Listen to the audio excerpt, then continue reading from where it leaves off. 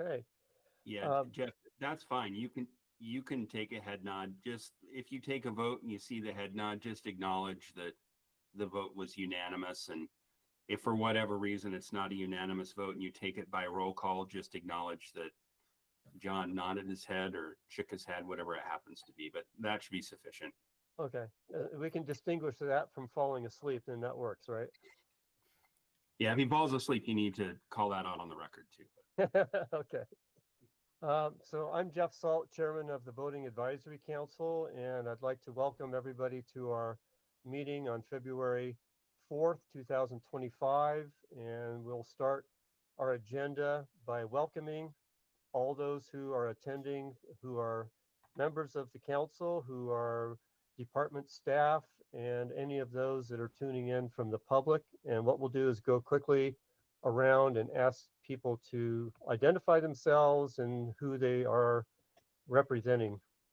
So we'll just, Jorge, do you want to call out names? Yeah, I can call out names. I can give it I can start out real quick just for everybody. My name is Jorge Vasquez. I'm with the Division of Outdoor Recreation as the Motorized Recreation Grant Analyst, and just helping out here with the Boating Advisory Council. And I'll go ahead and start. Let's do Jason Taylor. Jason Taylor, tuning in from Moab, Utah, and I am on the outfitter representative of the advisory board. Thanks, Jason. Zach. Yes, I'm Zach Williams, and I am in Eden, Utah, and I represent the personal watercraft users. Let's go, Jenny. Hi, I'm Jenny Knudsen. I'm in West Jordan, Utah, and I am a council member representing boating sports activities. DeWitt.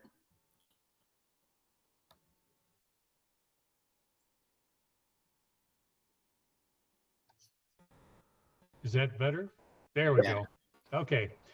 Yeah, DeWitt Smith. I'm up in Heber and representing sailing. Thanks, DeWitt. Adam. Yes, sure. My name's Adam Eagle. I'm in Salt Lake City. I represent motorboat users. Yeah, and probably a little fisherman as well. And then we got John. I don't know if John, if your mic is working here still or not, but John is representing the boating safety and education side of things there. All right. And then we can go off to department staff. Let's go with Ty. Okay, Ty Hunter. I'm the boating program manager for the Division of Outdoor Recreation. Jason Curry. Hey, good afternoon, everybody. Jason Curry, Director of the Utah Division of Outdoor Recreation. Thank you for being here and for serving on this committee.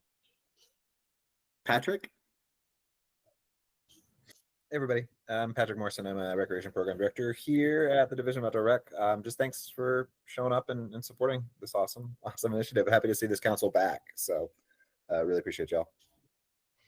Thanks, Patrick. Shane. Shane Stroud, I'm the Assistant Attorney General that assists the Division of Outdoor Recreation. Awesome. Thank you, Shane. And then I don't see anybody else in terms of like members of the public. I'm here finally. Hey, there you go, John. Yeah, we figured this out kind of. You want to give a proper introduction to yourself, John? Hi, y'all. He did pretty good. I'm a commissioner for Uena County. I don't know what I'm representing. I'm just here to make sure you guys do it right. How's that sound? No, sounds good. I was boating ranger up at Flaming Gorge for 22 years, part-time with them, so I have a little bit of knowledge with the boating world. So glad to be aboard, and thank you for your patience. Oh, we lost you again. I know. Sorry. Too many buttons. Okay. Yep. Good. Glad to be aboard. Thank you, guys. Thank you, everybody. It's great to have everybody and so many people here for this meeting. This meeting is going to be probably a lot more of brainstorming and sharing ideas and getting some kind of like popcorn, floating ideas out there that we can move forward on in future meetings in terms of looking forward as to how the council will operate and function, what our bylaws are and what they could be, should be, or we want them to be, what our strategic planning process will be to, give us a roadmap so that we have milestones and objectives and sideboards for the year and maybe for the next 3 years, possibly 5 years.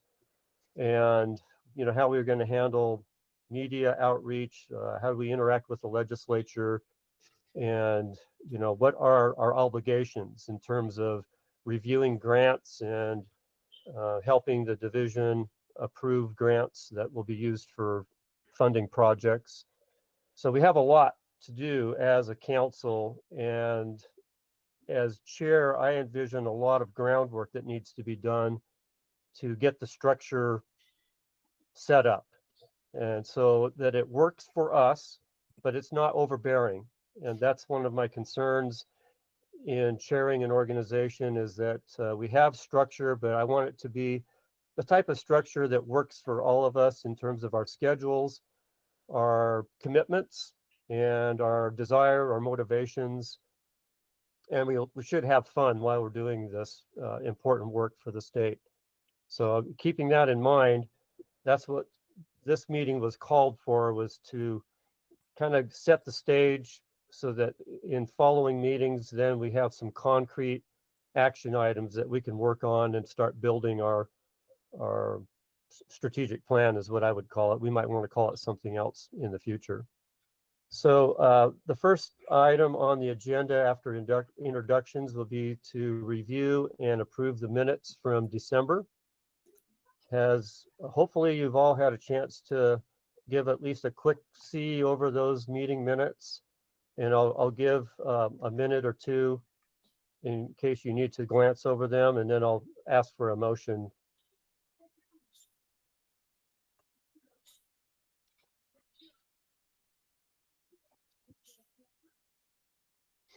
Did anybody look through the minutes and have any corrections that they knew right off the bat?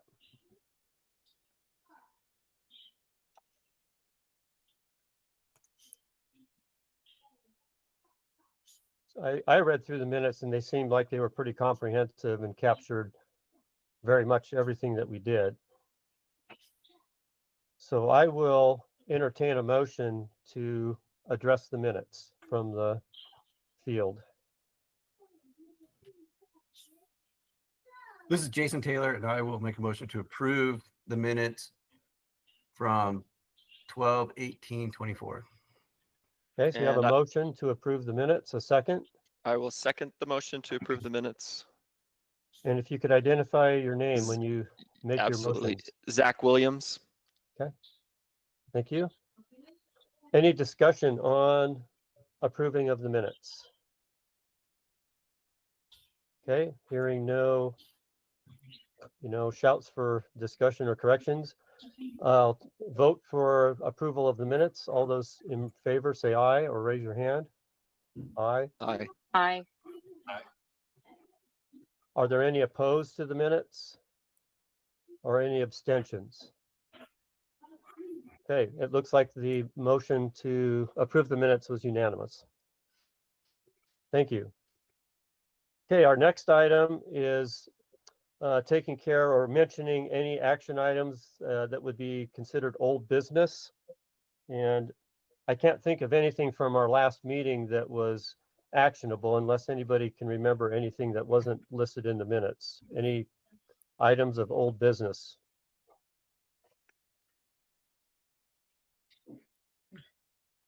I think we should at least mention that there was a boat show this past weekend, and the division was worked really hard and put on a great display. And I was there for one shift and then came and helped break down. And I thought it was kind of fun being there at the boat show and talking to people. And from my experience, I realized there's a whole lot that I don't know, especially about the regulations and how the regulations are, let's say, interpreted and enforced, because there's always a lot of discretion out there on the water. But it was interesting to hear law enforcement talk to the public with questions that they had, especially about the AIS sticker. I heard a lot of questions about that. Did anybody else attend the boat show? I did stop by and say hello. It was my first time seeing the booth, and yeah, it was impressive. Great staff, so it was nice saying hi to Ty and meeting a few people. Great. Any other old business?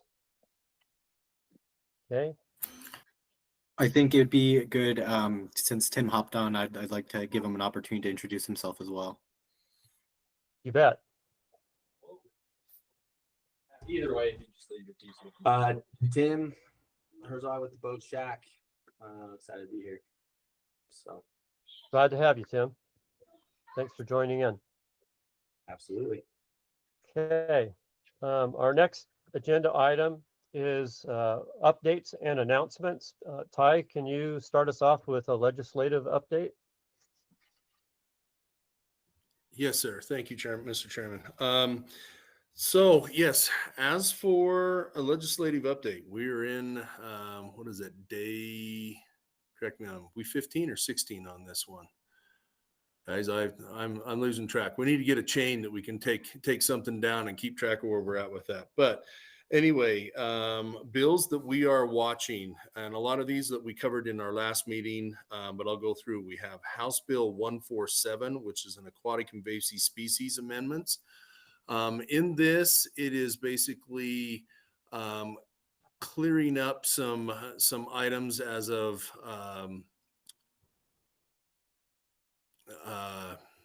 geez, now I just totally blanked on this. But anyway, it is actually going to remove paddle sports and paddle craft if it passes from having to have and take the education course and from taking the education course with that. And then there's just some minor adjustments that the division has of who will be issuing decals and how and have the authority of issuing decals for that.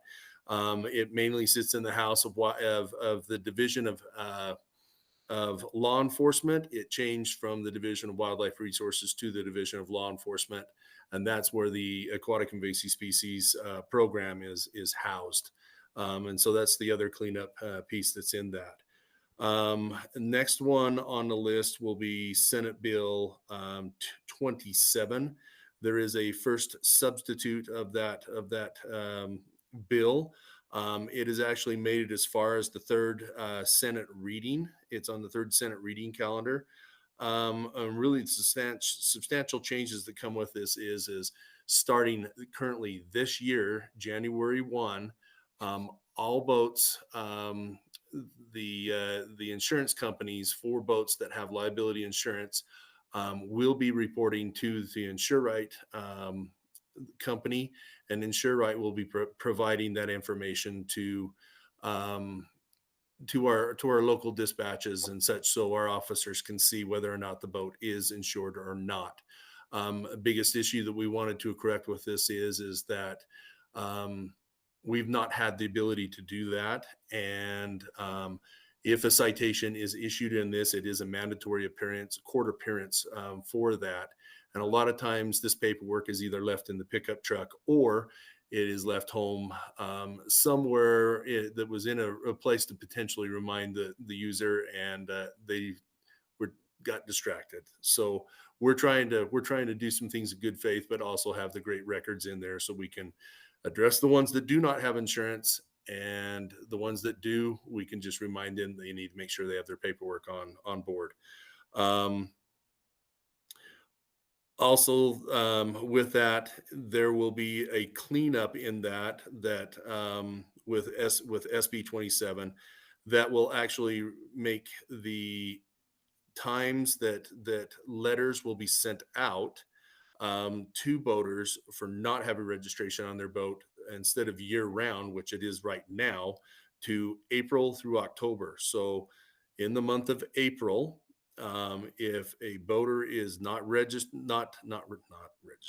if a boater is not insured or a boat is not insured, they can receive their letter, start receiving their letters in the month of April with that.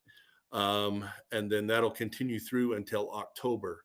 And then the months of November through March, there will be no letters sent out for those corresponding months there for not having insurance, but it is still required if by chance a boater decides to go and use their boat, maybe in a warmer portion of the state, that they have to have that insurance on that. But these letters won't be sent out. What these letters mean is that if the boater does not have their boat insured by the second letter, there is a high potential that the registration could be revoked, and then they would have to pay a reinstatement fee, a lot similar to the way the motor vehicles are running right now, that if you get a letter of being an uninsured motorist, you have to get that corrected, or your registration would be revoked, and then you'd have to pay your reinstatement fees and such to get it back online.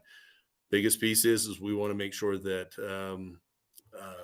people are insured, and if there is an incident that occurs, that that can be exchanged and it can be taken care of with the insurance purposes there and coverage with that. I have two more in here. SB 52, which is vehicle registration modifications. This one is again broadening the scope of the reporting of InsureRight. What that is that InsureRight will place the state of that the vehicle, vessel, airplane, and basically anything that can be registered will report that to the tax commission.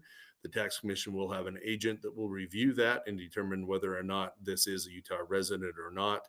If by chance the vehicle, vessel, RV, OHV, whatever we have underneath there that's registered is owned by a Utah resident, but yet is registered in another state, but yet is insured in the state of Utah, then there will be a notice sent out to that owner to see if they could rectify that situation and have the registration done in the state of Utah.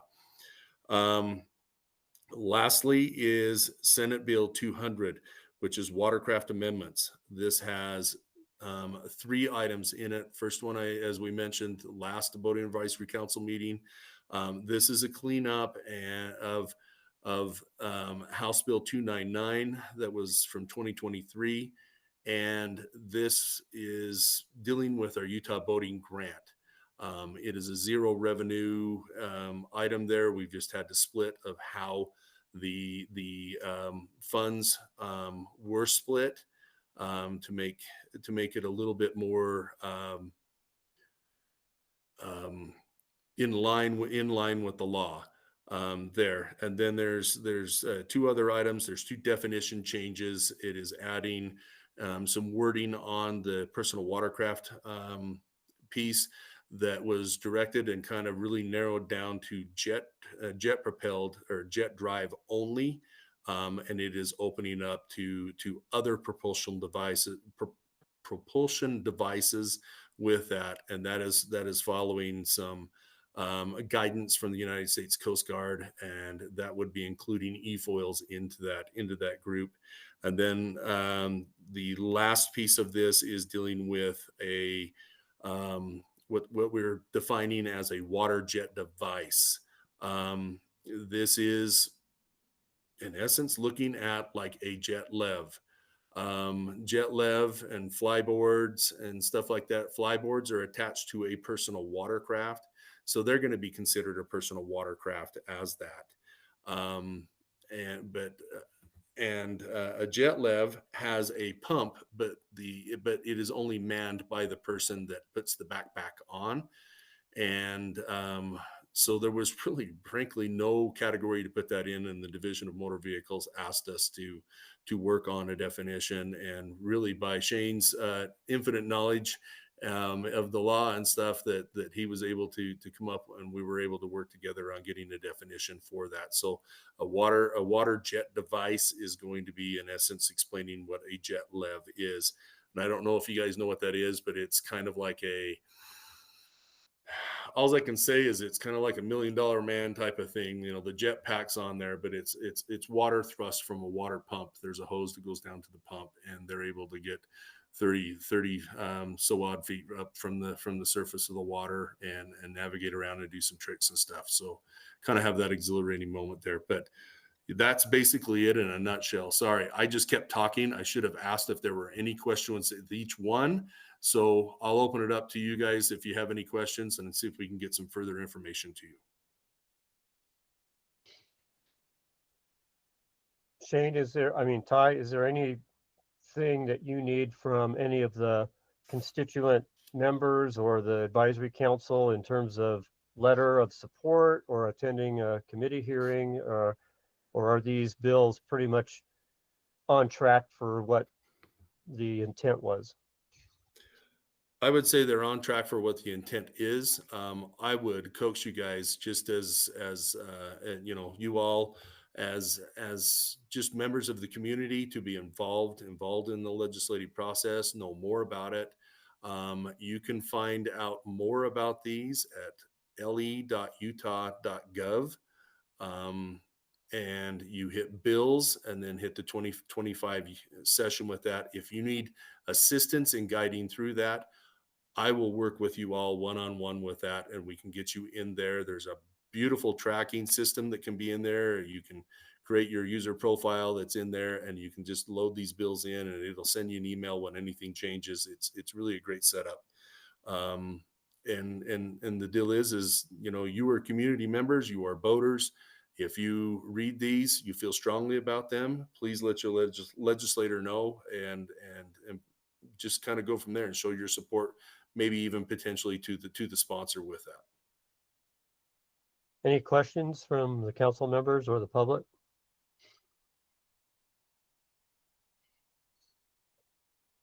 All right. Thank you, Ty. Appreciate that update. What about statewide voting updates? Maybe, I guess, Ty, you might be that person again. Are there any reports of any new projects or anything of interest? Nothing as of right now. I know that I'm going to probably graze over a little bit. We have, and this will kind of maybe hit home for our commercial voting representative, Mr. Taylor. With this one here is that the division was able to get some money through the Outdoor Adventure Commission. And Jason, please correct me if I'm wrong, and Jason Curry, if I'm wrong in any of this, and don't portray this the right way. We were able to get some money that they can put in and do some initial setup and research, so we can keep looking and keep the ball rolling with the North Wash issue that we have there. And so we're working along with the National Park Service in that aspect, and have notified them that we have that funding and that we're ready to proceed down those, down the next steps to working to getting a solution for the North Wash area. And for all of you that do not know about North Wash, North Wash is just up lake or upriver of height.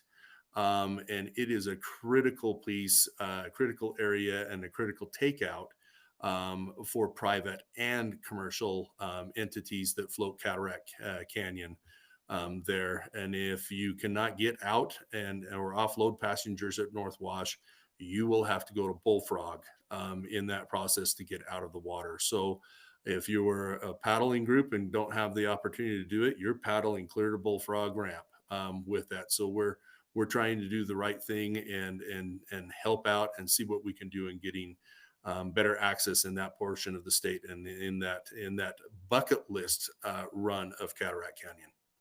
And that's about it.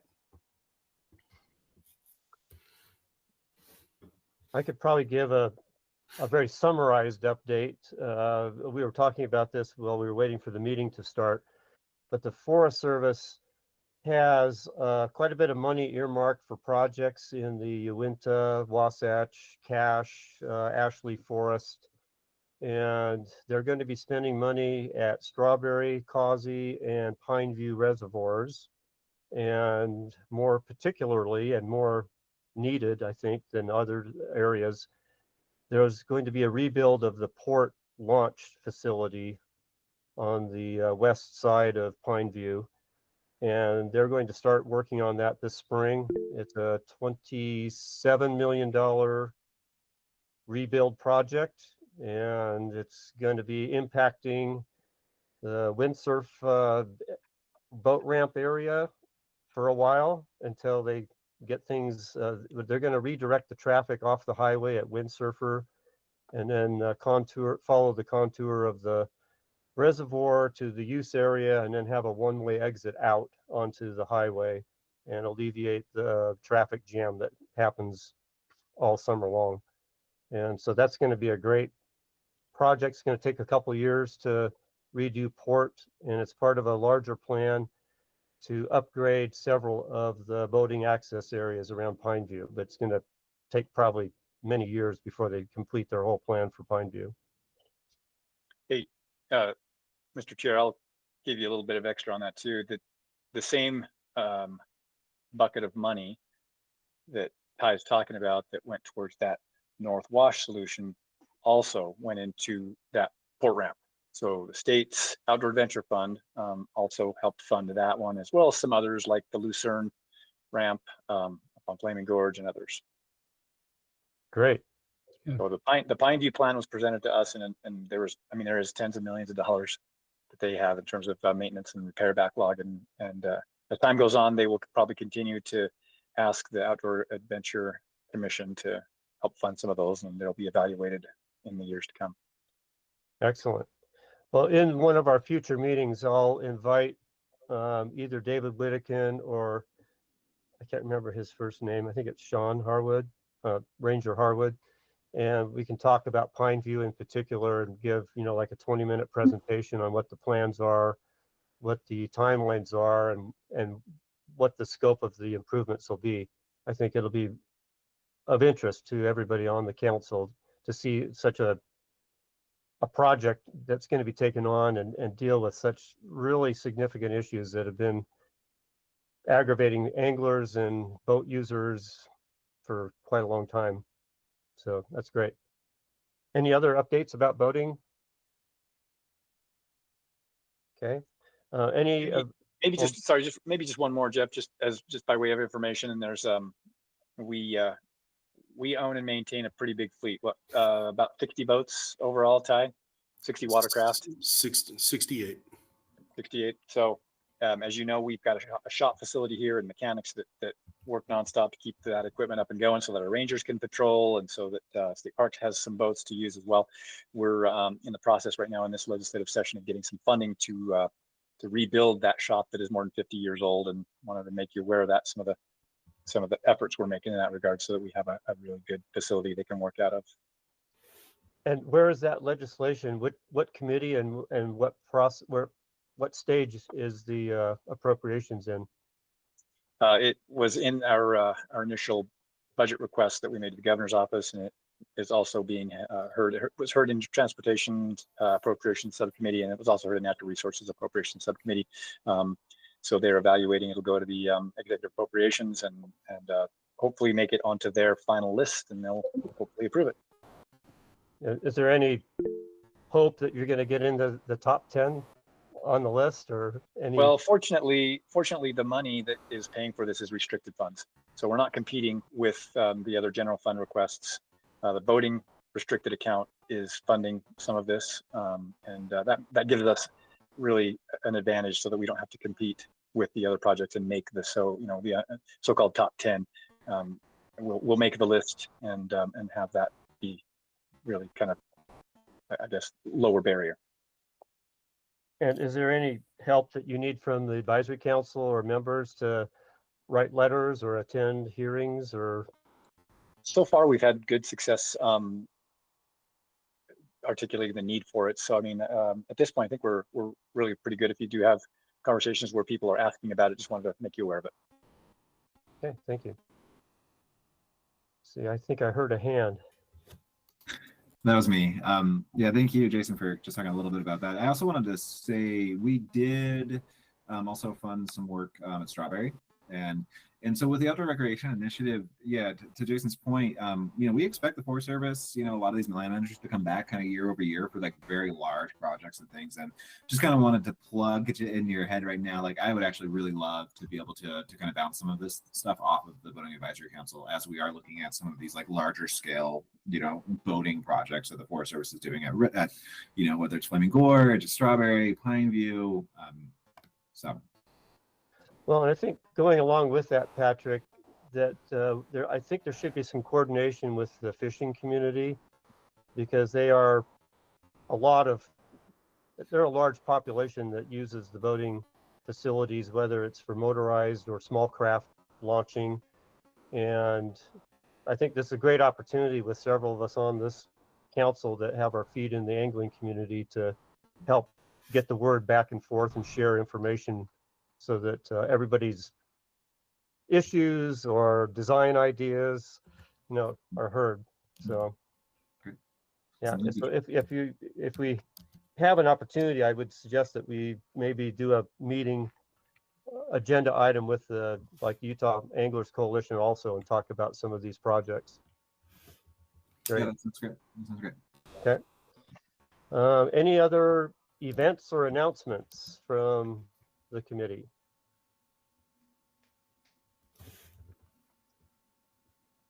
Well, I've got one. We have Fishing Day on the Hill, and you're all welcome to come. The Boating Advisory Council is going to have a table at this Day on the Hill. And if you're available at 7 in the morning on Monday the 10th, come and, be at the table, and you can meet people from the public and let them know that you're on the Advisory Council. It's mostly going to be about fishing, but the Boating Advisory Council has, I think, a lot of interaction with the fishing community and fishing industry. So it's a good opportunity for this advisory council to have its own information table at that event. So February 10th, Monday, this coming Monday, 7 a.m. to 10 a.m. up at the Capitol Rotunda.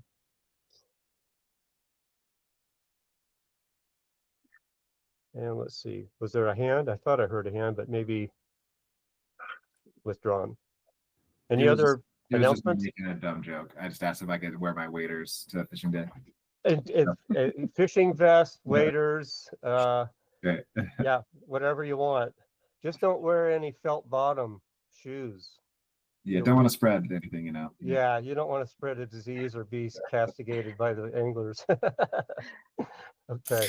And I do want to add real quickly that these events, like for example, Fishing Day on the Hill or like the boat show, like big, huge thank you to Jenny and Jeff. And I know, Dwight, you couldn't make it, but I appreciate your wanting and willingness to be there. I do highly recommend you all attend these events because it's the best way for you to introduce the public about what you're doing and who you are. And it's a really great way to just show all the good work that you're doing and just exciting stuff. Let the public know that we're here. Speaking of another event, Ty, is there an opportunity for people, members of the advisory council, to help out at the ISE show in March? You're muted. Yep. Sorry about that as I did that. We are evaluating that as a division of our attendance on that.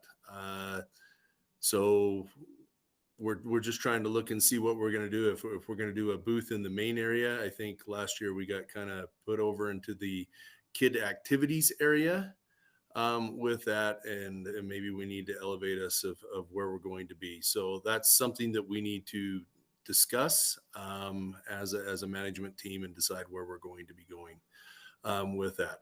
If we do go there, we'll be putting out some information about it and where we would be at. Okay, great. Okay, let's move on, and we'll open up for anybody that's attending from the public if they would like to speak up and talk about any item relating to boating that we're not discussing further on in the agenda. I don't know if we had any other members of the public join us.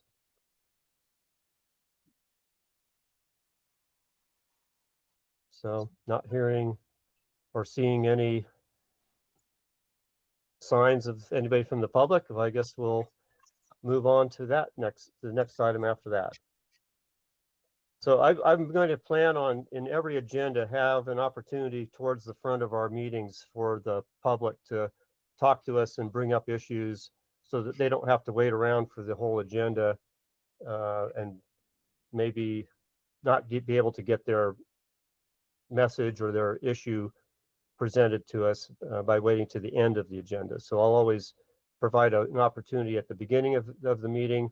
And certainly when we have action items, I'll allow a certain amount of public comment to occur during those action items if they are tuning in specifically to comment on an agenda item.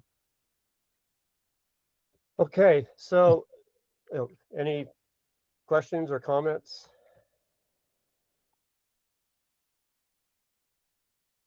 Okay, so the rest of the meeting, Jorge and I and Ty and Jason, we met and we discussed basically how we would outline our meeting coming up, which was for today. And so we came up with this outline of topics that cover basically what I mentioned at the beginning of the meeting, which is more about strategic planning and developing an understanding of what our roles and responsibilities are as a council member and what our bylaws allow us to do. And we want to kind of draw from the past also and see if there are functions that the previous council engaged in that worked and maybe some things that didn't work. And so what I'd like to do is open up this section of our agenda, which we're calling a review of our Voting Advisory Council roles and responsibilities. And would like to maybe delve a little bit more into the statutory authorities and roles and responsibilities. Maybe Shane, can you give us a little more discussion kind of beyond what we had at our December meeting? I'm happy to. Ty, did you have something to say first? Yeah, I was going to say either yourself or mine, Shane. We can talk about that. Sure. So Jeff, could you just kind of give me maybe what would you like to hear as far as, what would be helpful as far as some additional detail? So under this Voting Advisory Council is organized by statute, correct? Yes. So it is a creature of statute, but it's also a creature of the division's administrative rule. So you have two components there. Okay. The statute says that the division can appoint a voting advisory council, but then the rule kind of speaks to the makeup of the council. Okay. And do the statutes or the rules outline what our roles and responsibilities are, minimum roles and responsibilities? So I can get you the exact language. Just let me pull that up. They do, although it's probably not quite as detailed as you might think it should be. But let me pull up the advisory council language. So this is what it says. Okay. It says the division, after notifying the commission, may appoint an advisory council, that's you, that includes representation of voting interests and among the council's duties makes recommendation on state voting policies. So that's essentially your statutory authority. Okay. So it doesn't include grants necessarily. It's about policy is what it says, right? Ty, did you want to answer that or do you want me to? I'm happy either way. I'll go ahead and answer that one there. So what we have is that's the statutory authority of standing it up. And then if we go into the rule, the administrative code that talks about this is the division, after notifying the commission, shall appoint a 9-member advisory council to make recommendations to the division on state voting policies. Another portion of it is that the council shall consist of 1 member of each of the following voting interests: voting safety and education organizations, sailing users, boating anglers, marine dealers, personal watercraft users, outfitting companies, paddlecraft users, water sports users, and motorboat users. So that is our 9 positions that each one of you represent. Then there is a portion in, if we can hurry, sorry, if you've got code open, Shane, could you find the piece with Utah Boating Grant that has the blurb in there about the Boating Advisory Council reviewing the grants? Sure, I have that pulled up. So if you look at the section of code 73-18-22.3, this is the section of the Boating Act that discusses the boating grant, and its subparagraph 6 says the Division of Outdoor Recreation shall consult with the advisory committee before issuing a grant. So that's the statutory authority for consultation on the front of grants. Okay. So what we've also discussed with myself and Jason and Jorge and Ty is the creation of a council member binder.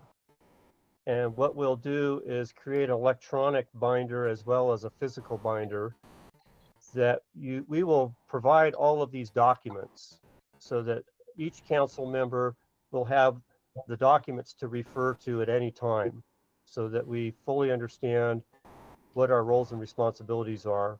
And as we develop our work plan, then we use these as a sideboard and we stay within the sideboards, and there may be some other things that we decide as a council that we would like to do, but we're not obligated to do. But this would be a section within that binder would be our legal authority and roles and responsibilities, and we'll provide copies of the relevant statutes and rules, administrative rules, for everybody to keep in their binders. That seems appropriate to me. I also noted that it looked like some of the attachments to the meeting request or meeting appointment today were potentially some proposed bylaws that you might adopt. Some of our other advisory councils, I think we discussed this during the last meeting, have adopted those bylaws to help you kind of, to your point, Jeff, know what the guardrails are, know what the scope of your duties are. And additionally, and I think I either distributed this or we can distribute if I didn't, the governor's office has a handbook for boards and commissions that it publishes, I think once a year. We can get you the latest copy of that guidebook if you don't already have it. It's available online. In fact, I can plug the link into the chat, and that gives you a lot of guidance as to how you can run some of your meetings as well. So that's another resource you could turn to. Excellent. Okay. Yeah. So my intent with the agenda today in touching on these topics was not that we would necessarily take any action, like looking at the bylaws. We might say this looks good, this looks bad, but I wanted everybody just to kind of get a sense of where we're going with this strategic planning, and then we're going to go into these in more detail in the months ahead. So I wouldn't worry about today that we have to understand all the bylaws and make recommendations today, but the bylaws that are current and the recommended ones. And then what I will also do is provide some examples of bylaws that I've collected, for example, from the Blue Ribbon Advisory Council. They're a very similar type of group to us in some ways, and they have a set of bylaws. And it might be interesting to see how they govern themselves and how they function. And maybe we can incorporate some of the ideas that they have and maybe get rid of some of the ideas that we have going. So we can look at other comparable bylaws of boards or commissions or advisory councils. The other concern I have with bylaws, sometimes bylaws can be so restrictive and so formal that it makes it hard to function. And so as we look at our bylaws and make amendments, and I'm open to, making amendments throughout the year. I think that's an important part to put into a bylaws, is make sure you can amend your bylaws when needed. instead of waiting maybe for an annual meeting like some groups do. I'd like to see bylaws be flexible and be living documents. So as we look through these, I hope you will all kind of have these concepts in mind that we need structure, but too much structure can make us almost impotent in a way. And they need to be living documents so that when something comes up, we have flexibility and we can respond and make adjustments and move on instead of being stuck with bylaw requirements for a whole year and we can't do anything about it. And then we can't take action on things that we'd like to do. So that's my perspective. Any thoughts from the rest of the council members on what we've talked about so far with the statutory and the administrative rules, and then just the idea of bylaws?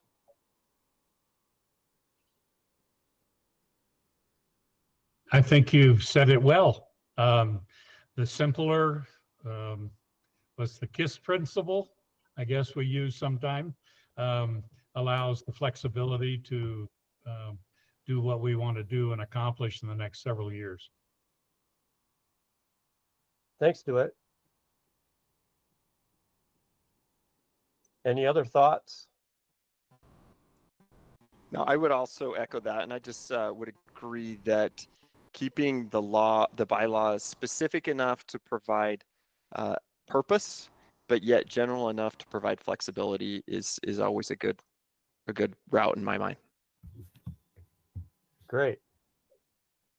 The last item in this section, we have some past functions and activities of the council, and I think we touched on these a little bit in December. Ty, with your experience with the advisory council in the past, can you give us a 2-minute kind of summary of activities or functions that the previous council engaged in? And I guess George, you could help us out. You've been on the council and you just joined us. So I'd like to learn a little bit more about what the previous council did and what worked and what didn't work. Okay, I'll go ahead and run with this one right here. Previously, the Voting Advisory Council oversaw rule review, and we also took public comments, and also they were involved in the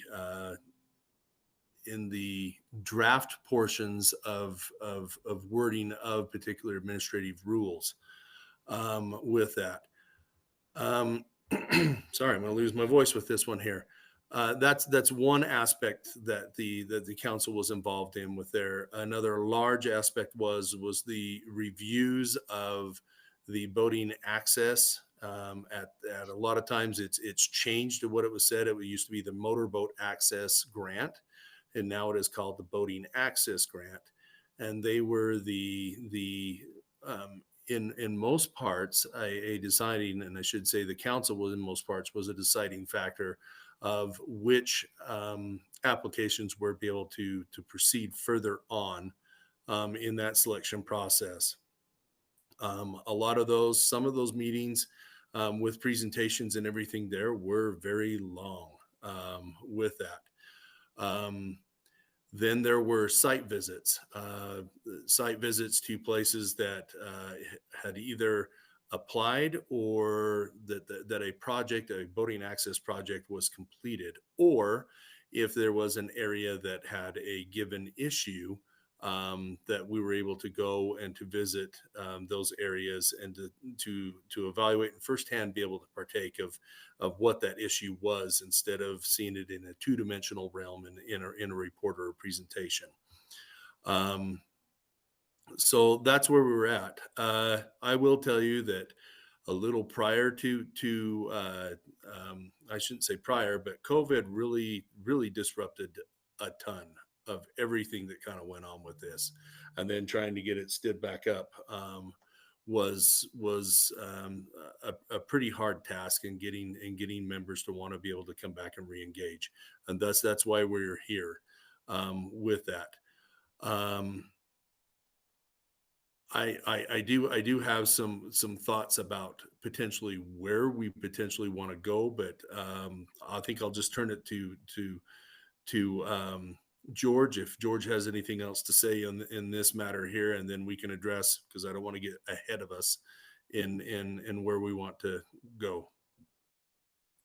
So, and one of the key things that I want to add on to what Ty said was a lot of us, because we represent different components of the boating sports community, we did a lot of outreach with our constituents.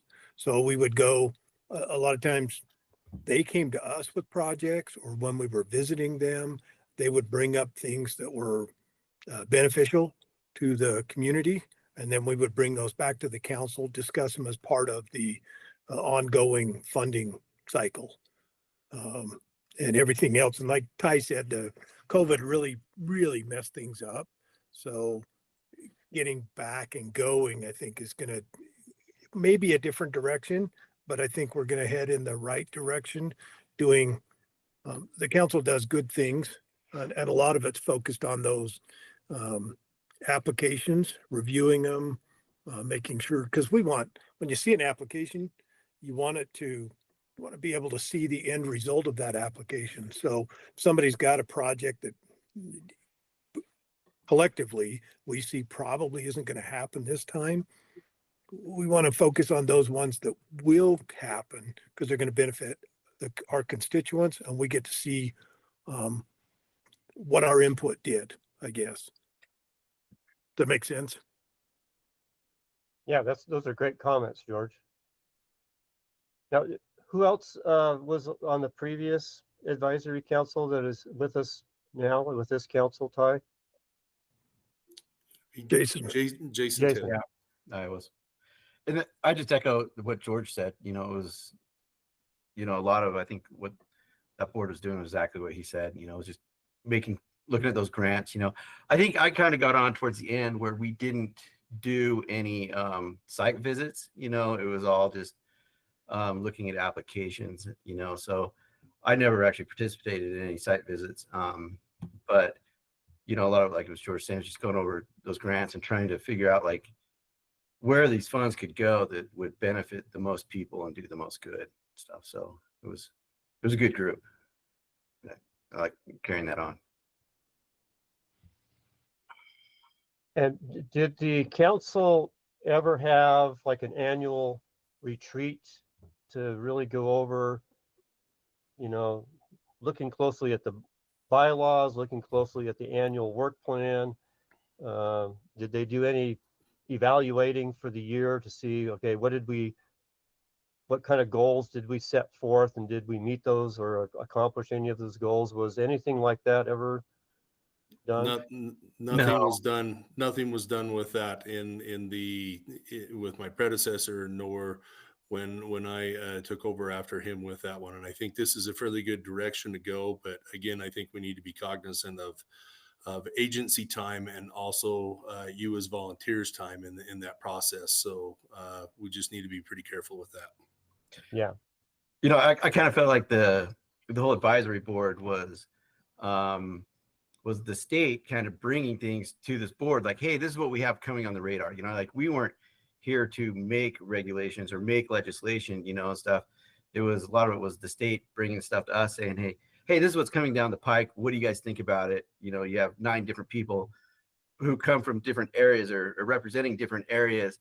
How does this affect, paddle sports? How does this affect, outfitters or the sailing, things, and trying to get, kind of interpretation or advice, on what the state's doing, and us going like, nah, that doesn't work. That doesn't work. And the state was like, yeah, you're right. We didn't think about that. I think a lot of it was just them bouncing a lot of ideas off of us, especially when we were on it. A lot of it was AIS, and stuff, and trying to figure out, what was going on with that sort of stuff. So.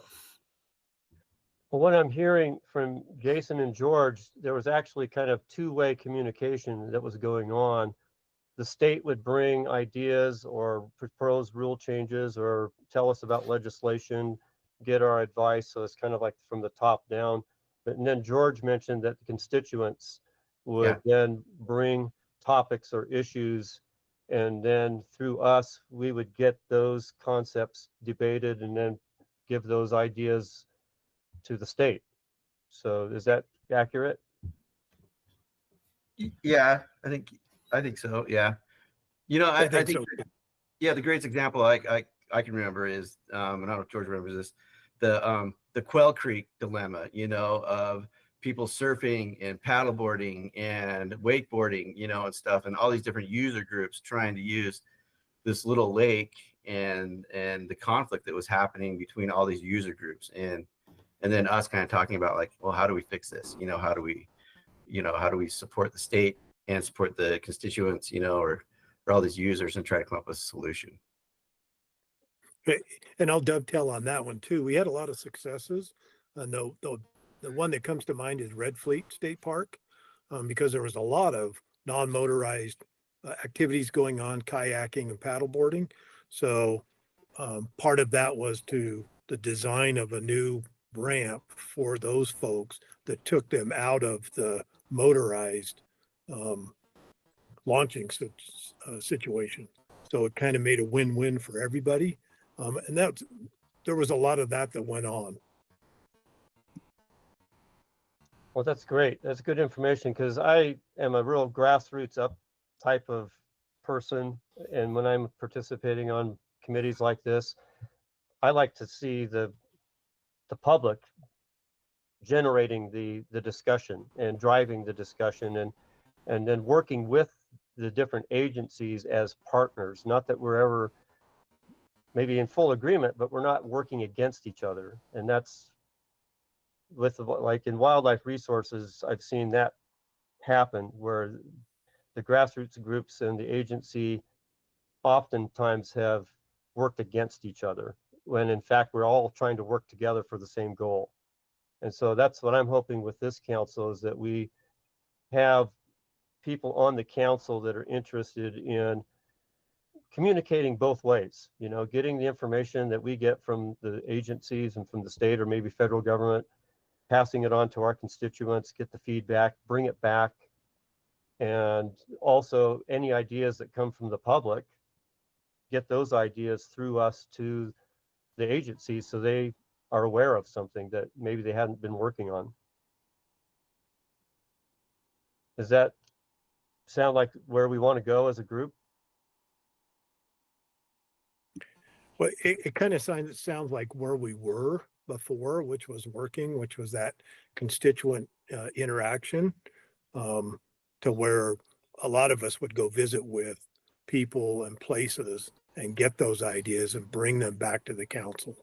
And I know one, and I think it was Robert, the Linden Marina parking came from constituent discussion and contact.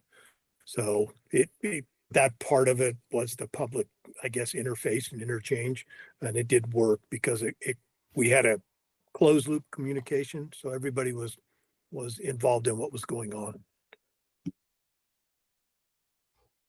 I've spent the last month or so reaching out to about 30 sailors representing about 9 different lakes, and asking for their input and their ideas about programs and facilities. And I'm starting to get that input from them that are on the ground using the ramps and slips and beaches and all that sort of thing. And I want to really expand that some more, to hear from the sailing communities more specifically for me, and then be able to feed that into the group and feed it back to them as to what we're talking about in terms of regulations or grants and that sort of thing. So I hope to be representing a much bigger population of people than just my voice and where I sail. Yeah, I agree with that, DeWitt. In all of the areas that we're going to cover, to really reach out to the community, get a lot more community involvement, because really that's where it comes from. You know, all the other people out there doing these things that we enjoy doing as well. And we really want to, I mean, that's kind of who we work for. If you say work in a sense, is that we want to not represent our 9 little group, you know, but the whole state of Utah and the community that's out there enjoying these same activities. We really want to get everybody to work together and you know, come up with ideas and plans and things that can really make everyone happy. I know it's hard to make everyone happy, but at least show that we care and that we are working together with them as well, and their feedback is really important. So a lot of that grassroots stuff, I think, foot on the ground, you know, when we're out doing activities, if we, maybe one of the things we could do is organize an effort for people to come together, you know, have kind of those types of things, activities or something where we can get input from the public and people that are out doing these activities. Well, a really great place for doing that is like the boat show, the ISE show, you know, the fishing day on the hill, even outdoor recreation on the day on the hill, which was just this last Friday, which I came and I was not an exhibitor, but I just observed how they set up the event. You know, all the little things that happened that had to be dealt with in terms of getting exhibitors in the building and set up. But it's the information sharing and interacting with the public at these outreach events. Wherever there's an opportunity, I think the advisory council would be well advised to try to be there in some fashion, you know, even if it's just, if it's something happening in St. George, you know, somebody down there that could represent us and be at that event, or, you know, anywhere in the state where there's an activity. I think that's a great type of thing that we can put into our strategic plan, is that we will, for example, set a goal of, you know, expanding, you know, public awareness for about boating issues. And then an objective or an outcome might be to attend 5 festivals or something like that within a year. And then we can evaluate that at the end of the year and say, how did we do? And how many people did we reach? Type of thing. Yeah. Is somebody about to make a comment? No, I think you're on track. I think I plan to go to several regattas over the summer. Opening day of Utah Lake has a June weekend, a big regatta down there. And then, of course, Park City Sail has an enormous program that they run through the summer with youth sailing programs, summer camps for kids, and all of that sort of thing. So, yeah, I want to touch on those groups and be physically there and look at what they're dealing with in facilities, but also to suggest some cross activities where different groups could engage in youth sport. But I'm also interested in power boating, and my wife's a fly fisherman, so when I go to the water, I'm looking at it from a whole variety of background and interests. So it's not just, I don't want to come across as just the guy that's hanging rags on a big tall pole. Okay, I want to represent the broader boating community, but with a special interest towards sailing. Awesome. Well, an interesting thing about the boating community or boating industry in Utah is that there are so many different types of recreational boating opportunities, and some people are very niche oriented and some people are, you know, they encompass several types of boating. For myself, I'm basically just a paddle sport person, canoeing and kayaking. But we have a lot of those people in Utah, and a lot of them fish. So there's a like you just mentioned, DeWitt, there's a crossover of interests. And going to, like, for example, there's a fly fishing expo coming up in March. And that would be another great place for the advisory council to have a booth. It's a 2-day event. It's not that hard. It's pretty casual. But then we'll be reaching people that have motorboats and also use float tubes and different paddle type vessels to do their fly fishing. So I think that could be part of our strategic plan. That's why I wanted to start the discussion and get people to, give ideas and opinions. And so I've written down, information sharing, communication, representation, um, outreach, organizing activities, all of these things then we can be working on as we develop our work plan. So I've been capturing a lot of these concepts as you've been brainstorming. Ty, you mentioned that you had some ideas that maybe it would be a good time for you to throw some ideas out that would be useful for us to hear. Yes, I can do that. I'm going to go ahead and share my screen here, if this can be okay. If I can remember how Paul taught me to do this. So, okay, and I hope y'all can kind of see that as we have it here. Let me go to this, see if I can kill this one window. That there. Okay. But anyway, with this here, I just wanted to put in here just a little bit about what our division is and how the boating program fits in it, and just some thought ideas, thoughts that we can do as we're looking through with the strategic plan of where to go. Our division's mission is to ensure health, safety, and enjoyment and economic benefit through life enriching, high quality outdoor recreation for all of Utah's residents and visitors. So if we look at that, I think that's a great overall statement of that. We want safety, we want enjoyment, we want to improve health. We want life enrichment. You start thinking about just family activities and such that we can all be there and be involved with and handing down to future generations. The priorities, really, we were looking at ensuring safe water recreation and protection of our waterways, and to guide the laws and the laws and rules, or laws and regulations with that. Really, in this, I kind of have some visions out of this is representing the boating community. That has been said by several of you members, and that you're currently doing right now, to make recommendations on state boating policies. It was brought up that we had Quail Creek and that thing. I'm just going to say with that, and I shouldn't say thing, but that concern, it's not going to go away. We're going to have to address it, but there's some touchy pieces that we're going to have to navigate around, no pun intended, or navigate through in that process in addressing those concerns that are down there. Next is going to be, review and evaluate our administrative rules. Some of these rules predate me, and we have done some evaluation to it, but as in essence, our citizen group with this is that we need to be looking at this and how, are we on track of where we're going with this, and can we all answer, is this the right thing to have here?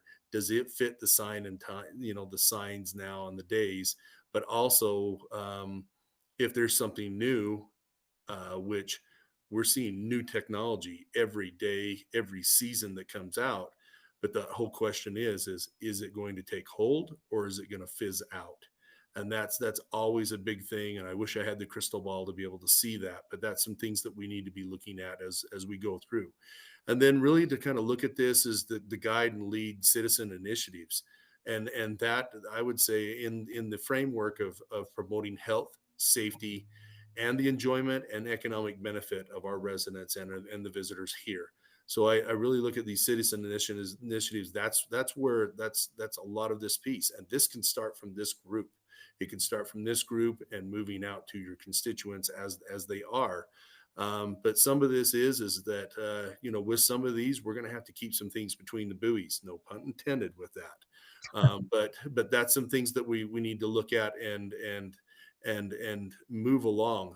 Sometimes we can start some of these things and they could go a different direction of where we want. So, when I say want, is it could go only to one group. We got to remember, we are a large state with vast uses, vast conditions, and vast, perspectives of how we use the particular land. And so we need to be looking at this as how can we look out for the greater good of those that are here on the water instead of the few. With that, there are some things we need to look at the few, but we are looking at multiple use and for the greater good of the citizens of Utah and those visiting us. Again, and then on the bottom, we just had our statutes and rules authorizing. You can kind of see those that are down there on the bottom. And again, if you have any questions where they're at, we'll have that in a guide as Jeff talked about. But this is, I mean, very, very cursory, broad, general kind of overview, but a lot of what you all had said there. I am going to kind of go back and put in there to say, I think we need to think about, and then, like I said, I'm going to skip back to a piece with your bylaws. I think we need to think about, and we need to be putting some time into it as a council, because there are some concerns. The current bylaws are stating for term limits of 4 years with an additional extension to 4 more with that. And this is something you as a governing body need to be looking at and making a decision of whether or not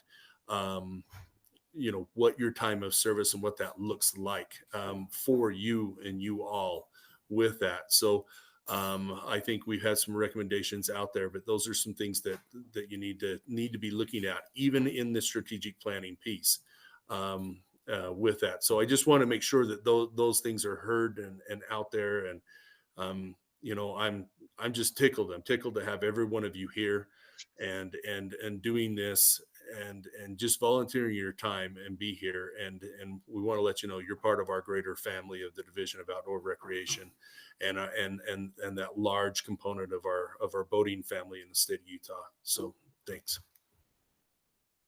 Thanks, Ty. And that's really great. You've created a bridge into our next section of the agenda, which is talking about strategic planning.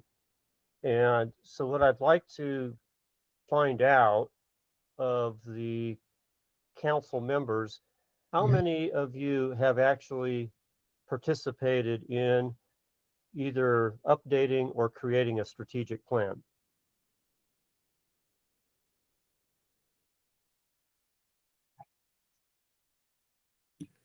Not Hey, very Jeff, many? I have. Okay. So for those who, let me get a show of hand. And this is no judgment, believe me. We're just trying to get kind of a sense of where everybody's at. How many of you on the council have never heard of strategic planning or participated in a strategic plan or been involved in an organization that used a strategic plan? If you haven't, raise your hand. So everybody is familiar with a strategic plan. Okay. So a strategic plan is really essential in my experience with a community group or a nonprofit, especially a volunteer type of effort, in order to keep the ship in the right direction. And Ty mentioned buoys and navigating through issues. Without a strategic plan, a group like this can easily wander from issue to issue and not focus and get the job done. And I'm really big on having, even if it's a very general, very simple strategic plan, I'm into that really big time.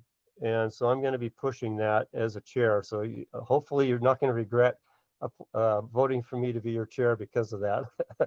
But it'll be fun actually to do this. But I don't want it to be a type of planning effort that becomes too much about the planning and not really doing the work. And I don't want it to be a process. I would not like it to see it become a process where people get frustrated and maybe not motivated to continue being on the advisory council. But I think at a minimum, we need some kind of a work plan, strategic plan, whatever we want to call it, to guide us as we move through the year and the next few years. Any thoughts? Are we all on board with that, or somebody against that?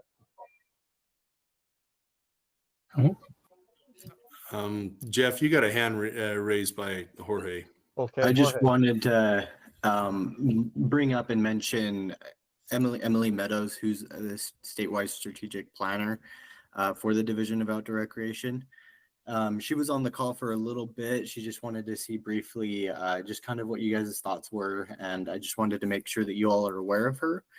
She did have to drop off of the call, but she is willing to help us out with that strategic plan and to make things a little bit easier in understanding some of the things that are going to go on with it. And so, again, just want to make sure that we're trying to help streamline that process for you all. Jeff, may I put 2 cents in here on this one here too? Yeah.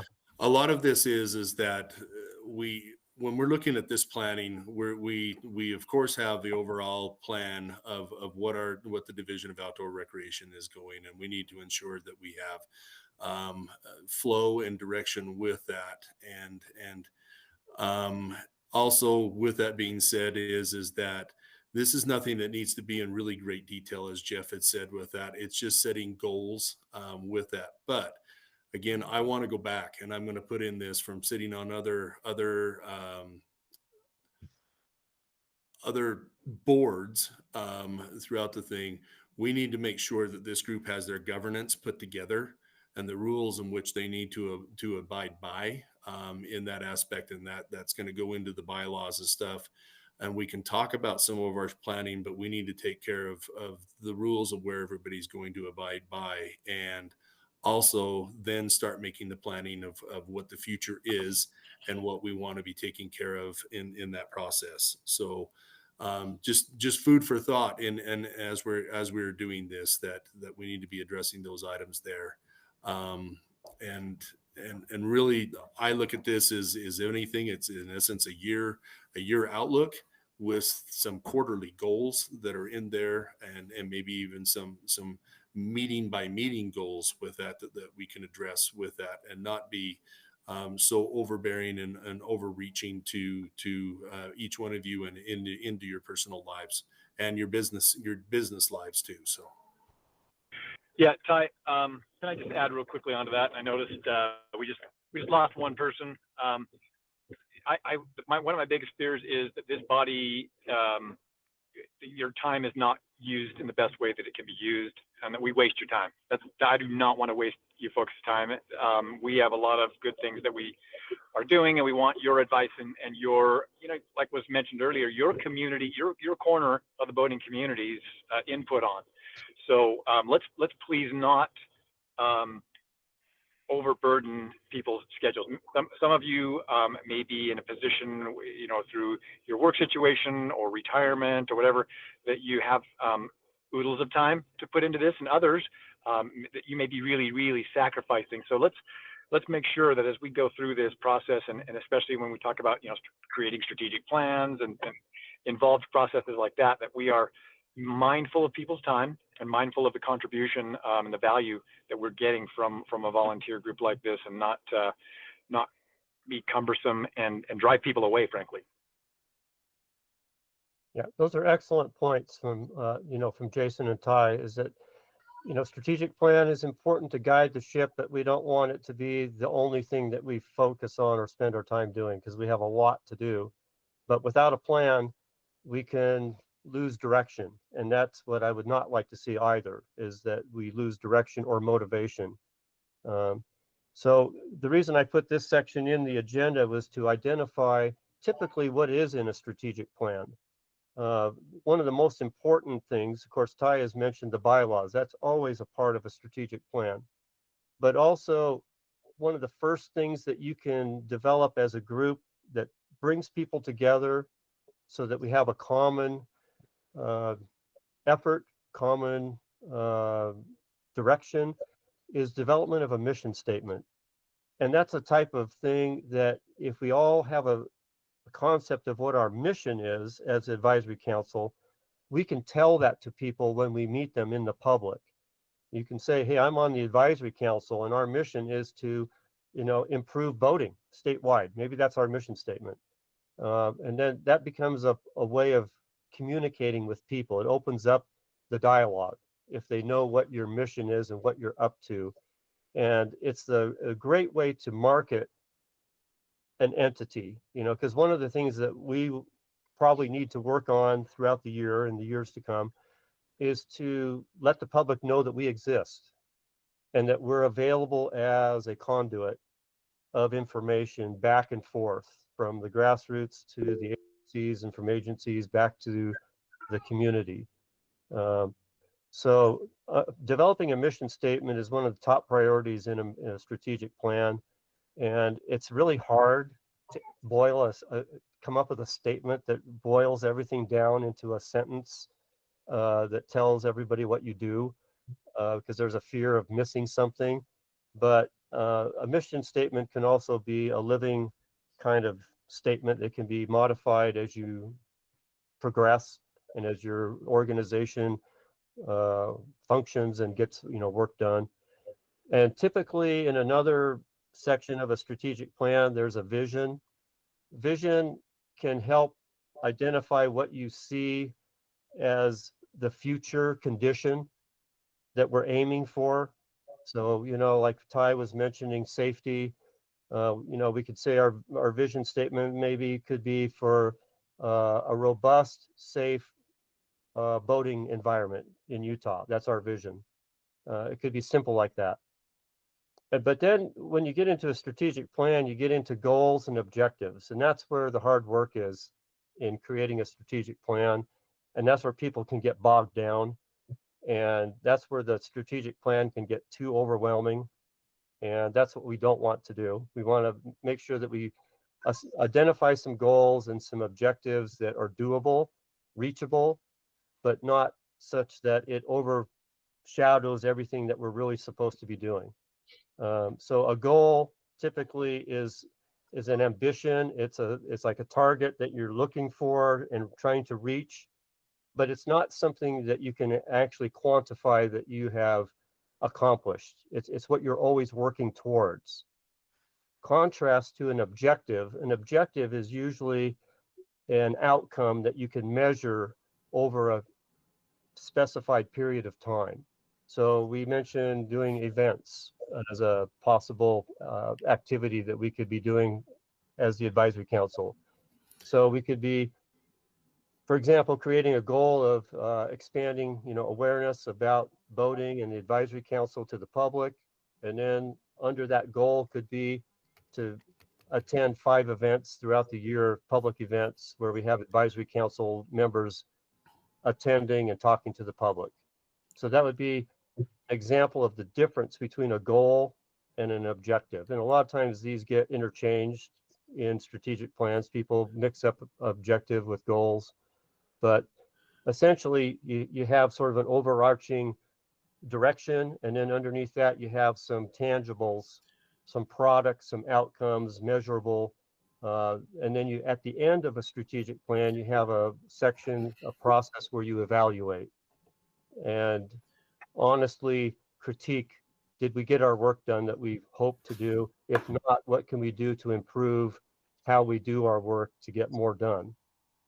Or do we scale back?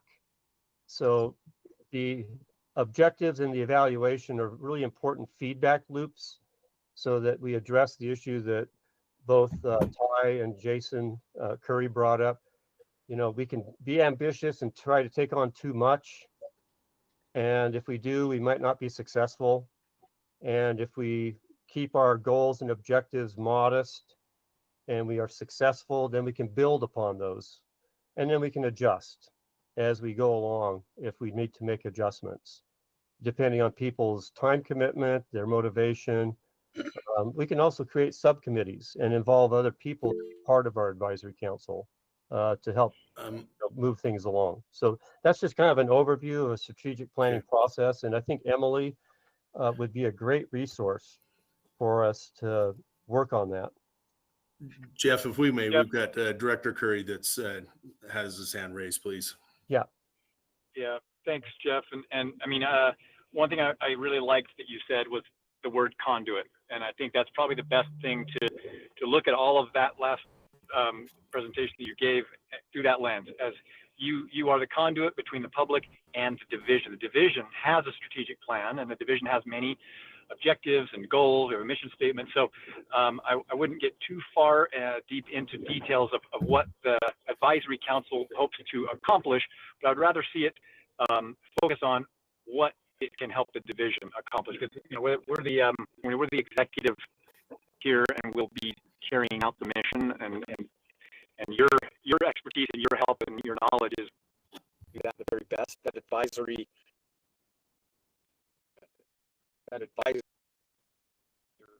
you're asked to do. So please look at our strategic plan. Jorge can give you the link to that. Look at our existing strategic plan, find out, because some of the things you talked about, we're already very focused on in our key results as a division. What we wouldn't want is for the advisory council to more or less take on a life of its own, and then potentially I don't know about duplicate or run counter to what the division's trying to do. So just bear that in mind as well, if you would. Great. Yeah, thank you. That's part of the strategic plan, is to set the limits, the sideboards, so that we know the arena that we operate in. And then the mission, like Jason is saying, our mission is mainly to be a conduit and to be advisors. And if we keep that in mind, as maybe we put that into our mission statement, that we advise and provide a conduit of information regarding boating in Utah, that could be the essence of our mission. Exactly. Thank you, because that's huge. That's the value to us, and we can't do it on our own. We can, but it wouldn't be as good without having your advice. So thank you. Yeah. So what I hope with this meeting is that we get ideas out there on the table, and then in the time between meetings, you can think about what maybe a mission statement could be, or what some goals and objectives would be reasonable.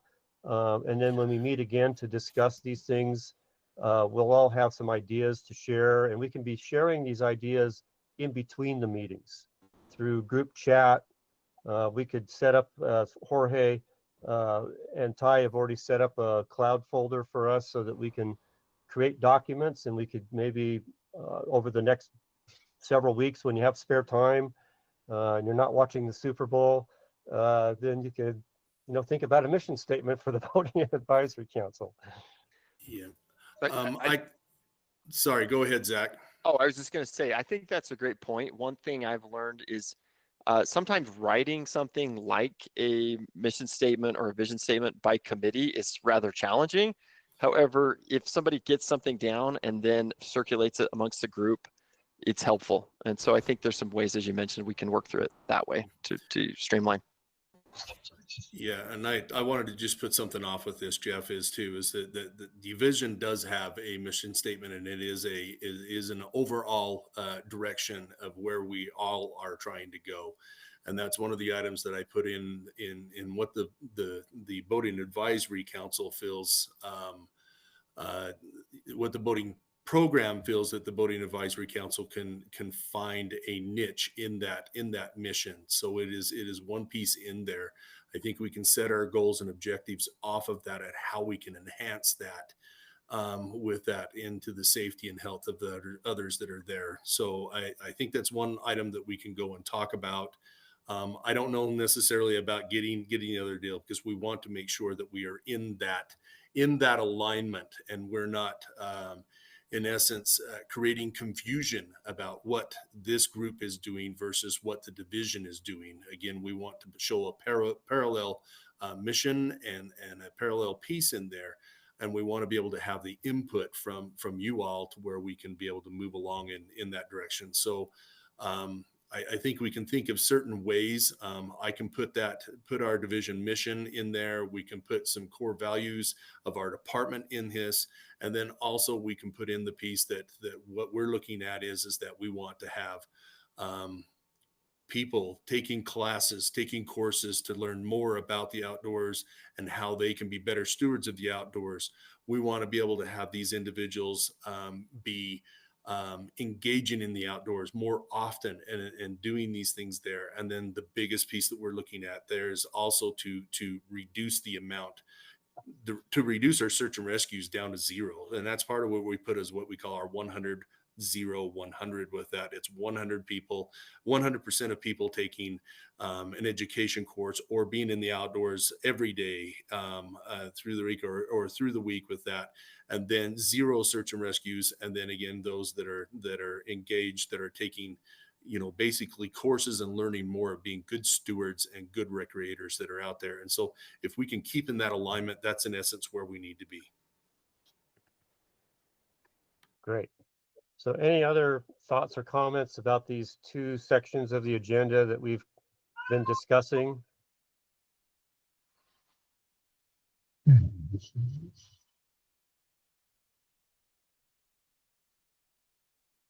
Okay.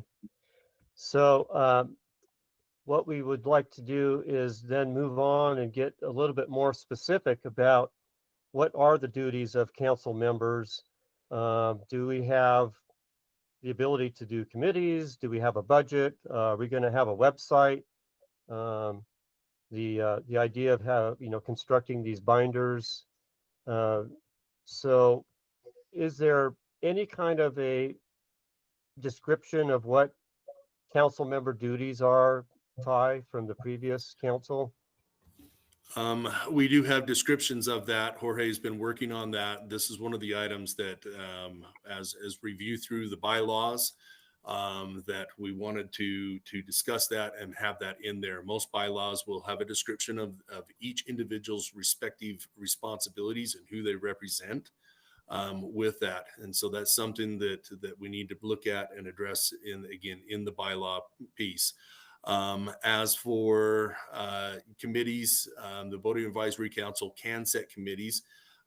As of right now, there's items in rule that states that the council can create a committee, especially within the commercial carrying passengers for hire rule with that.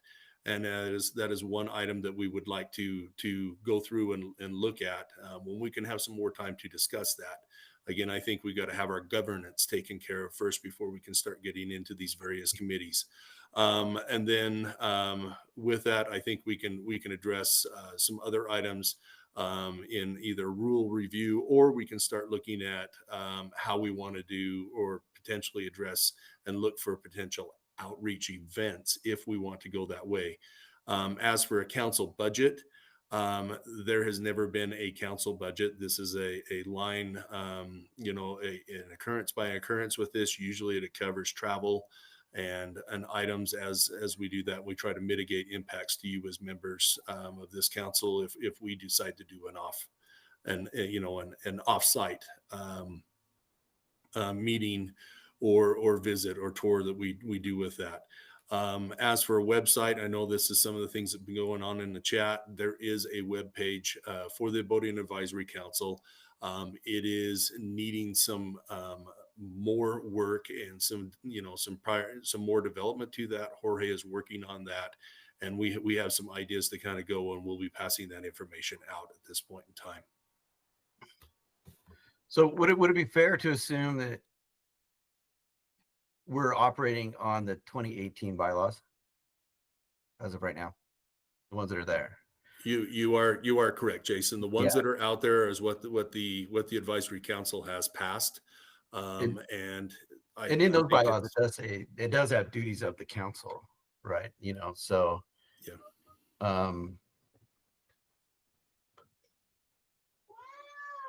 So anyway, so there are duties there. I think if we wanted to expand those duties, we can't just create bylaws expanding our duties without having feedback from the state, because the state could be like, no, that's not within your bylaws, and stuff. And it's like, it's not in your purview to be doing these other things. So I think anything we do needs to be kind of planned with the division of whoever, to make sure that it's within the scope of what our bylaws, what the intention of this board is intended to do.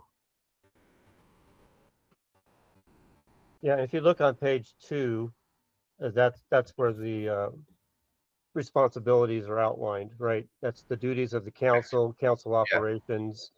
Right. Yeah, and then the role of division staff is summarized there. But when I put this thing on the agenda, this item, I wanted council members to talk about or think about, what is your duty in terms of being a conduit for your constituent? What is your responsibility for attending meetings? What is your responsibility or your willingness or your availability to participate in activities or being in a committee that's working on a particular focused topic? So that's why I brought this up is, what do we want to have the committee members say, this is what we agree to do, as well as what's in the bylaws. And then being able to follow through with that, because I've been on so many groups and committees and nonprofit boards, and people love to get started, and then month by month, year by year, people drop off or don't show up or don't get involved in anything, and then you lose momentum. So I put that in here just as a thought, something to think about.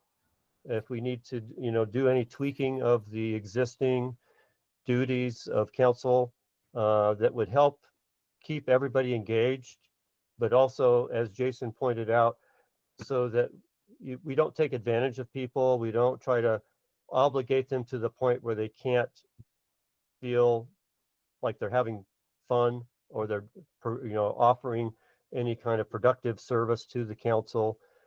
We don't want that to happen either. So but it's important that every council member or board member or volunteer committee member, they kind of know what their expectations are, and then if it's written down, then they can be held accountable too.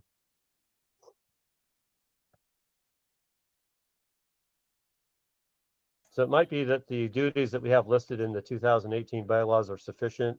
We might need to tweak them, but that's what I'd like to bring this up for just discussion in future meetings. I do just want to mention, Mr. Chair, that you do have 2 hands up. Okay, let's see, Jason Curry.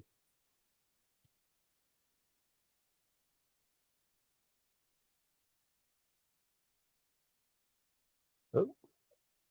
Hello, Jason.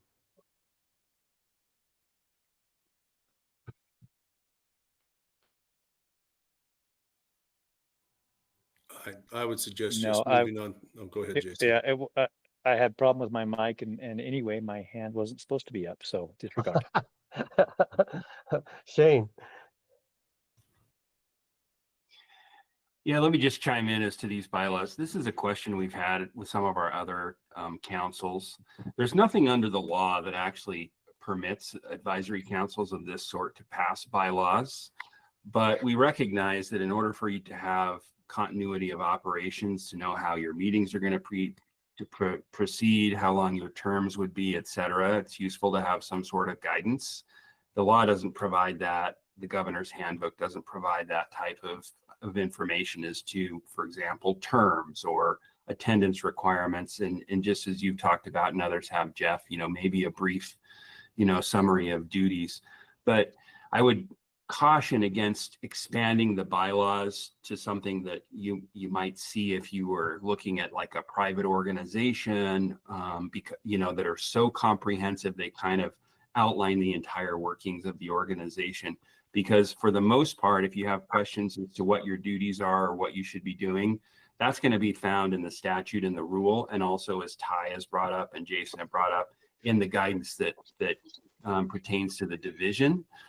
So as you're thinking about these bylaws and whether to make changes to them, my suggestion would be keep them focused primarily on how you behave in your meetings and how you run as a council, and not so much as to how you envision, you might draft bylaws as if you were kind of an independent organization, because ultimately, just like Ty said, the primary reason the council exists is to assist the division in fulfilling its duties and in accomplishing its mission.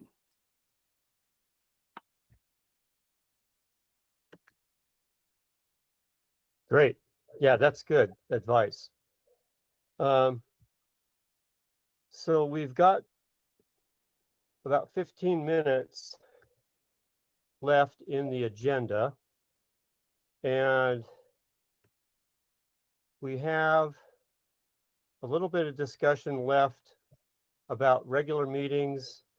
I think that's the most important thing for us to discuss at this point. We've already kind of mentioned, site visits, voting activities, but I think what we want to hear from everybody is their thoughts about meetings for the next year, actually, and kind of plan ahead. Are we going to meet every month? Are we going to meet every month for a couple months and then stagger our meetings a little further apart? What are some people's thoughts about what we should think about in terms of setting our schedule for the upcoming year?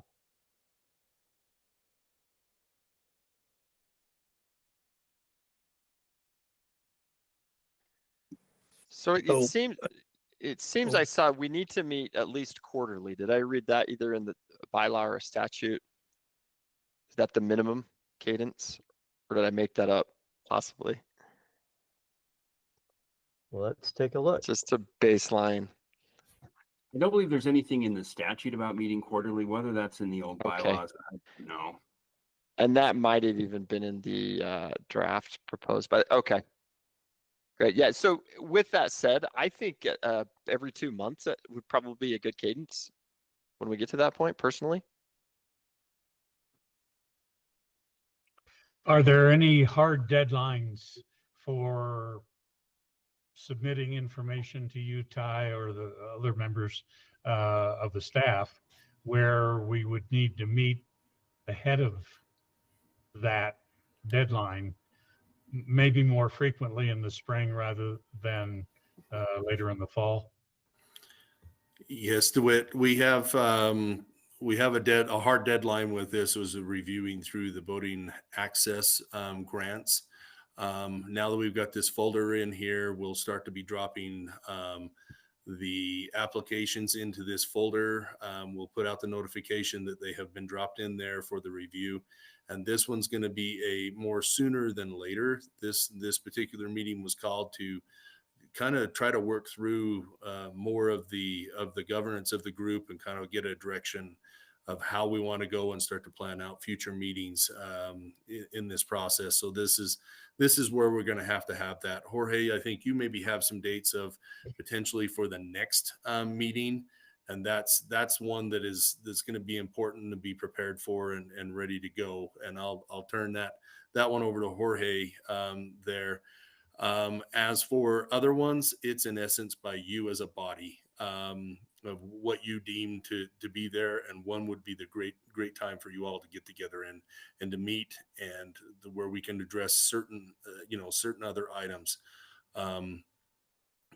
I will say that in the workings of what the voting program has right now, I know one is that we need to do a carrying passengers for hire committee.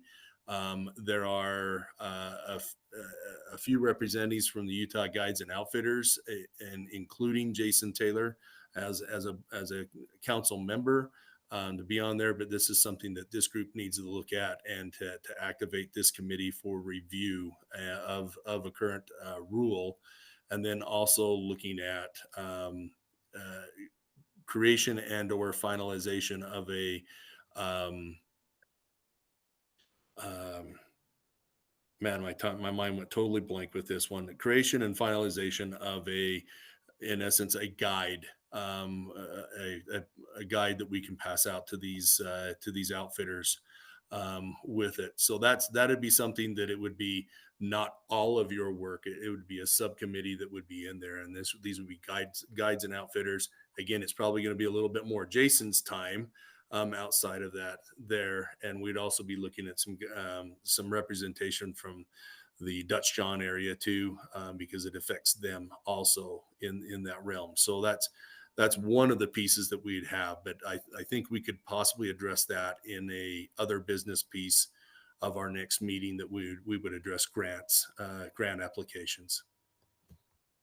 Well, as we learned in our last meeting, we have that March meeting that we're setting specifically to help Craig Walker meet his milestones. So we have a meeting invitation date set up for middle of March to review the grant applications, and that's a hard deadline for us to meet and carry out that particular function so that that grant process can continue on and meet its milestones for the July 1st, right? Is it July 1st fiscal year, awarding of the grants?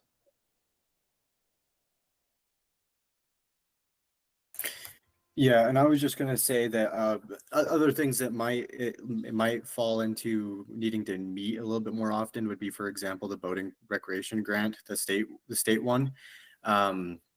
Just because there's some things we're taking a look at in terms of considering when those funds actually drop into the actual funding account, and we're looking to maybe potentially do like a grant cycle maybe around April or May. It just depends. We're still kind of waiting on some information. We're having a conversation tomorrow, and as more information, as we get more information, I'll let you know.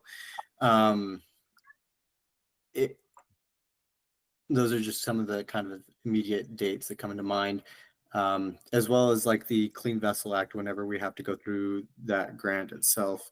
Although it might line up together with some of the other grants. So again, really grants I think are a pretty big thing too. Anything else that really comes along maybe ties away with just anything else there as well.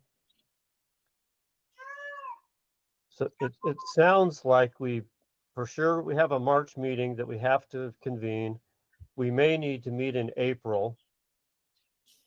And then after that, what are people's So not necessarily April or May. I'm just kind of giving you ideas of potentially when a grant cycle, we might go through a grant cycle, but not necessarily for,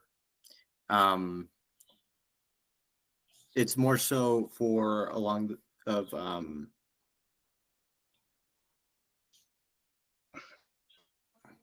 struggling here. It's because we're setting up, understanding that we're setting up with the voting grant. That just might be where that cycle falls. We're not going to actually sign any contracts until we're for sure have an idea of when we have those funds. Well, Jorge, if I might put in with that one here, Yes, we've please. got this March one to take care of the voting access grant. The references of what Jorge put with an April time of looking at that is actually going to be next, not this calendar year's, the 2026 calendar year, that piece where we're going to be addressing that and taking care of that at that point in time. And that'll be review of applications and potential things for a grant cycle at that point in time. Again, we'll know more about that and pass that out to you as that comes along, but that is further along on the horizon. The one that we have that is right here and immediate is our March date. And that one we need to review through these applications and make the selections. I shouldn't say the Voting Advisory Council. With that, I'm an advisory piece of that and not part of this council with this, but the Voting Advisory Council would have to review through these applications and then make their recommendations to Craig Walker with the Division of Wildlife Resources, so they can go through and continue through that. And just so everybody understands how this all kind of goes with this is that this is a team coordination between the Division of Wildlife Resources and the Division of Outdoor Recreation with this boating access. Wildlife Resources oversees the boating access grant that is put through the Fish and Wildlife Service, and the Division of Outdoor Recreation oversees the Clean Vessel Act portion of grant that is also administered through the U.S. Fish and Wildlife Service, and we work along with our federal grant coordinator that's housed out of Wildlife Resources for that too. Yes, thank you for clarifying for me, Ty. Appreciate it.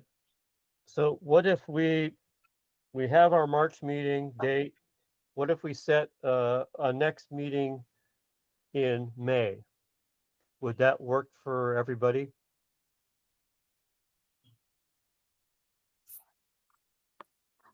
Any problems for me. with the month of May? I think May would work. Probably depends on when in May we do it. But Okay. And I think, we've polled people before, but is there generally a day of the week that isn't a conflict with your personal schedules? For me, I have one day a month that I have with the Utah Anglers Coalition. That's the second Tuesday of the month. But other than that, I'm wide open. Mondays, Tuesdays, Wednesdays, Thursdays, Fridays are all good for me.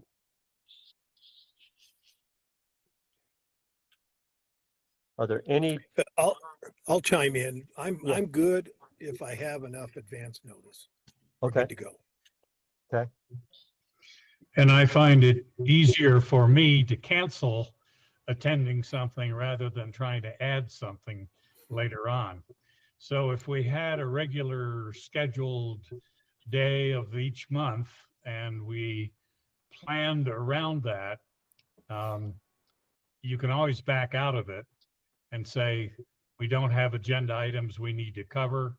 And since we're doing this online, to me, if I block out a time, specific time of the month to deal with this, then that's easier for me. That's kind of what I was getting at, DeWitt, I was trying to narrow it down to a month and then a day of the week, a week of the month. And then if we go May, I don't know, maybe July is always a hard time to meet because people are on holiday vacations because of the two holidays. So we always have to keep those kind of things in mind too when holidays occur and when people take vacations. So I'm good for the first week of May, third week of May. If you get to the end of May, then we're dealing with another holiday. First week of May. Yeah. I'm fine for anything as long as it's not on a Friday. Okay, so Fridays. Okay. I'm usually gone out shooting or something. So because Mondays are typically days that committees don't schedule. Tuesdays and Wednesdays are really common for committees to pick. So yeah, Monday is not as good for me for my work schedule, but okay. Tuesday, I like Tuesday. That'd be my preference. Okay. Wednesday's acceptable as well. Okay. What about the first Tuesday or Wednesday of the month? And we'll pick May as our next monthly meeting after the March meeting. It's fine. Okay. How about the first Tuesday? First Tuesday of May. Okay. Everybody, silence means acquiescence. We'll accept it as a yes.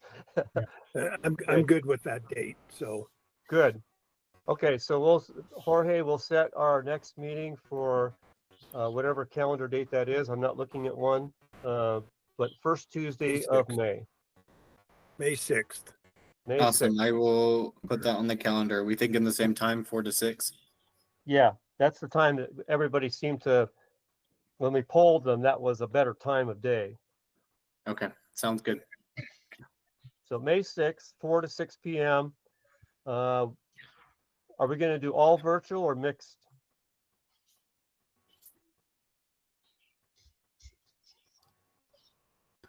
I think let's just plan for a mixed if it is there. We can always change it to all virtual if we need to.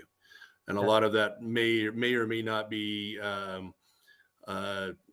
just depending on what public participation would be. So if the public wants to have an anchor location, then we will be doing a mixed. Okay. All right. Well, that's great. So we've gotten through the whole agenda and we're on time. And I thought we've had some really good discussion and ideas that have been presented. And so I really appreciate everybody's time tonight and their input and your continued input.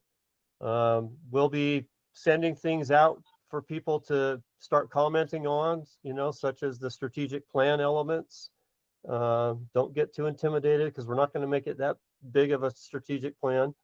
But then the grants, when they become available for us to review, that's going to be a top priority so that we come prepared for our meeting in March. Great. Any other thoughts before I would like a motion if we want to adjourn. I'll make a motion to adjourn. Any seconds? Second the motion, Zach Williams. And no discussion on adjournment motions. All in favor to adjourn, say aye or wave your Aye. hand. Aye. Okay. Thank you. So our meeting is adjourned at 6:01, and it's been a great time. And I'm going to probably contact each of you individually just so I get to know you a little better in between time. But thanks again for your time and your input tonight.